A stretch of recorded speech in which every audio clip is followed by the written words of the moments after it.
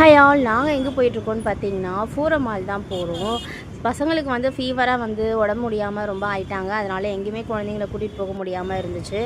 சரி வீட்டிலையே இருக்காங்களேன்னு சொல்லிட்டு ஃபோரம் மால் போகலான்னு சொல்லி கூட்டிகிட்டு போயிருந்தோம். எங்களுக்குமே அங்கே போய் ரொம்ப நாள் ஆச்சு. சரி கிளம்பி நாங்கள் போயிட்டோம்.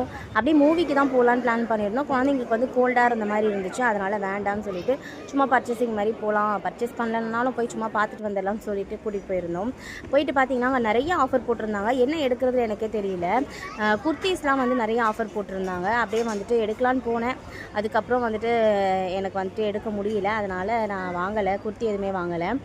குழந்தைங்களுக்கு தேவையான ஐட்டம்ஸ் வந்துட்டு ஸ்நாக்ஸ், அதுக்கப்புறம் வந்து வீட்டுக்கு தேவையான கொஞ்சம் க்ராசரிஸ் மட்டும் வாங்கிட்டு நாங்கள் வந்துட்டோம். அப்படியே பார்த்திங்கன்னா அந்த இடத்துல போனால் அந்த சர்க்கரையும் கடலையும் வந்து சாப்பிடாத நாளே கிடையாது. நான் எப்போவுமே எடுத்து சாப்பிடுவேன். பின்னாடி இருந்து நோர் டேஸ்டிங் வேறு கத்தியிருந்தாங்க. ஸோ போய் பர்ச்சேஸ் பண்ணிட்டு வந்தாச்சு. நம்ம வீடியோ இப்போ தான் பார்க்குறீங்களா? மறக்காமல் சப்ஸ்கிரைப் பண்ணிவிடுங்க, லைக் பண்ணிவிடுங்க. தேங்க்யூ.